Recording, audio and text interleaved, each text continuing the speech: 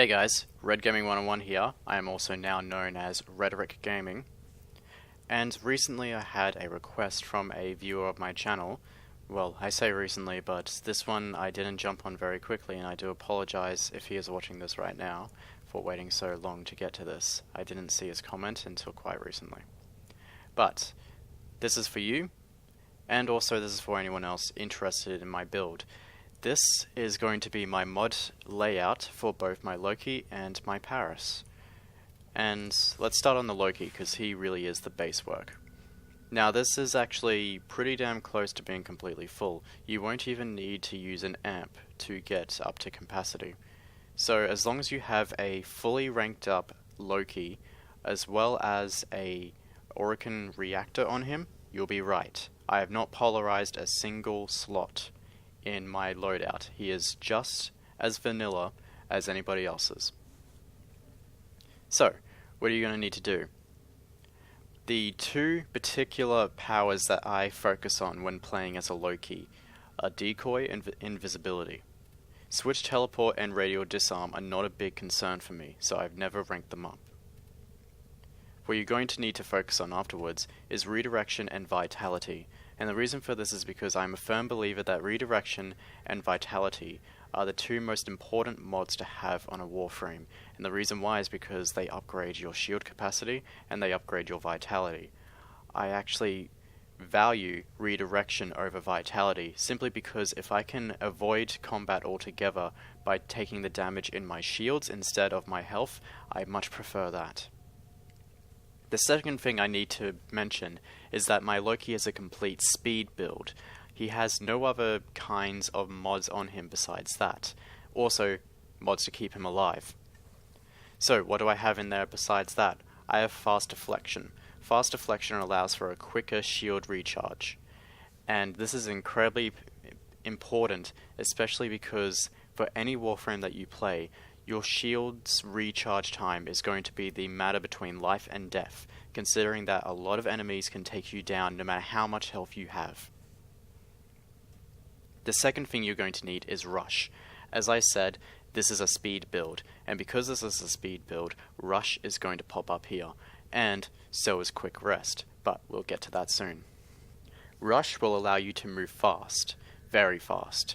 And Loki being, I think it's now the second fastest Warframe, now beaten by Rhino Prime. I am not sure on that.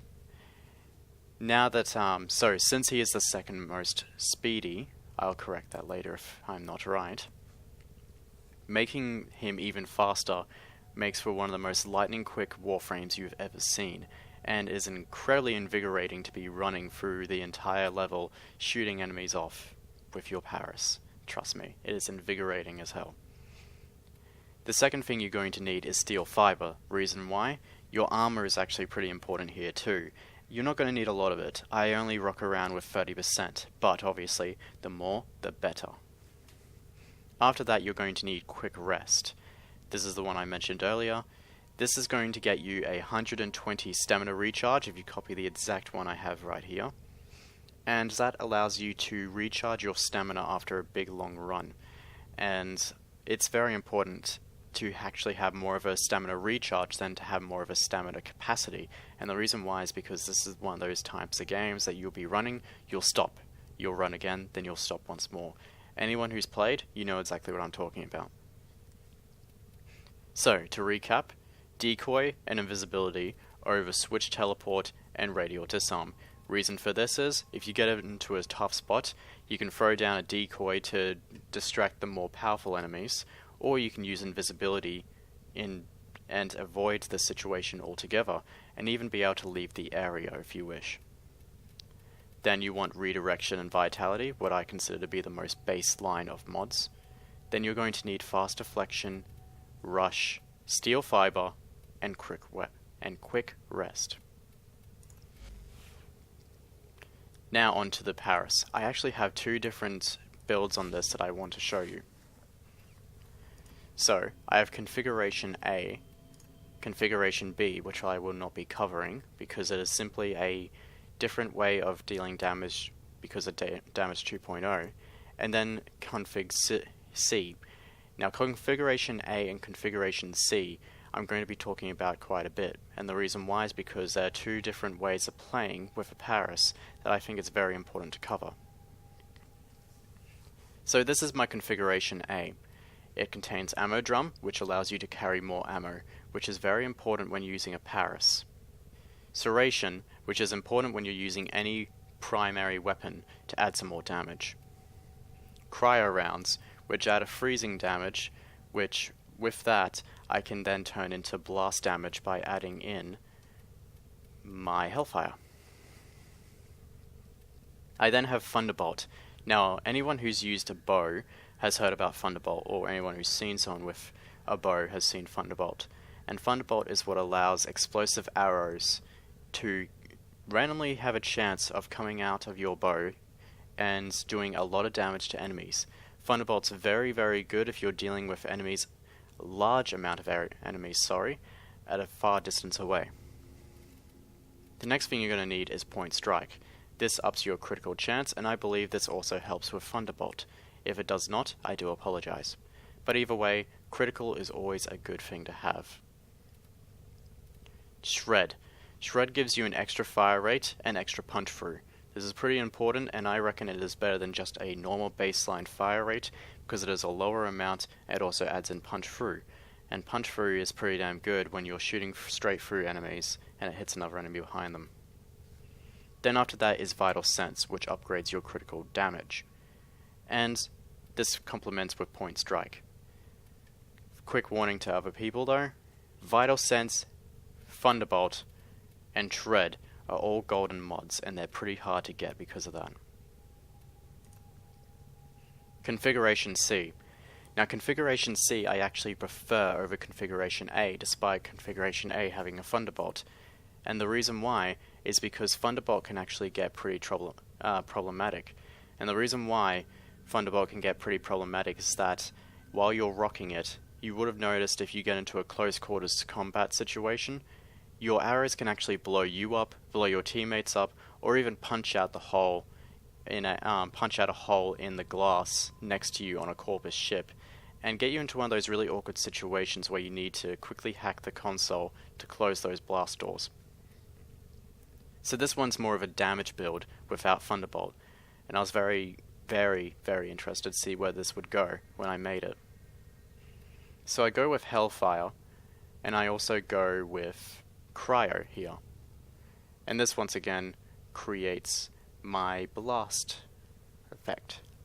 Or does it? Okay, sorry, I'll quickly fix that up. It has Hellfire, Cryo, and Stormbringer on it, which means that I not only have cold damage, but I also have radiation damage. This isn't very necessary, unless you really want to do this. But this will make it so that you can use Configuration C, if you're going to use it in the same slot as me, against just about any race, and it should go pretty alright. So, Hellfire, this will add in the extra fire damage that you need. Serration, this will add in the basic primary damage that you're going to need on just about any primary weapon. Stormbringer, this will add in extra electricity damage. Speed Trigger, this will add in more fire rate, which is more important than Thunderbolt in my opinion. Piercing Hit, this will up Paris's natural puncture damage and make your Paris even more powerful. Ammo Drum, this will add more ammo for you to use with your bow. Cryo Rounds, this will give you extra freeze damage. Note though that if your Cryo Rounds, your Hellfire rounds, or your Stormbringer are lower than the other two, they will not be included here as this mixture damage type. That is why my cold damage is off on its own. Then finally you're going to need fast hands to get that extra reload speed. And the reason why I prefer Configuration C over Configuration A is because it puts you in a situation where you're relying completely on the damage that your Paris can do without the Thunderbolt. And while Thunderbolt is very powerful, it can also put you in some bad situations if you're like me and prefer to do a close-up and a far-away damage type kind of fight with your Paris. And it's pretty damn good to be doing that, especially when you're playing a fast Loki like I am. So, to recap, Configuration A is all about making the Thunderbolt even more powerful than it's supposed to be, adding in that critical damage and that critical chance. In Configuration C, this relies more on baseline damage, adding in radiation, cold, and puncture. This also upgrades the fire rate and your reload speed, making your powers even faster than before. This is really good if you want to be shooting off arrows as fast as possible. So this is Red Gaming 101, now known as Rhetoric Gaming. I hope you guys have liked my mod loadout. If you want to see more of my mod loadouts on any of my Warframes include Frost, Ash, Loki, Loki Prime, Necros, Vauban, and Vault. If you want to see any of their mod loadouts, just tell me. But keep in mind that at this moment, my Vauban, Necros, and Loki Prime are not as powerful as they should be. I also want to quickly mention that even though my Loki is designed to be able to get into high combat and get out very quickly and still alive, it's also, I kind of need to mention that I very much rely on my Shade, my Sentinel, and who's missing his wing right now for some reason. And the reason why is because they continuously revive my shields whenever they get low, and because of that I essentially have 2 shield capacities. So it's a good thing to quickly mention that. Also, I wanted to very quickly mention that while Thunderbolt, I do prefer Configuration C over it where there isn't Thunderbolt, Configuration A with Thunderbolt is still a very fun configuration to run around with and to shoot enemies with. It's just that for pure damage I like to rock Configuration C instead, simply so that I can take on any race and not have to worry about getting into a close quarters combat situation and accidentally blowing myself up. Which, as somebody who's continuously used Thunderbolt for quite a damn long time on my Loki, I can say that definitely happens. This has been Rhetoric Gaming. Enjoy the rest of your Warframe day.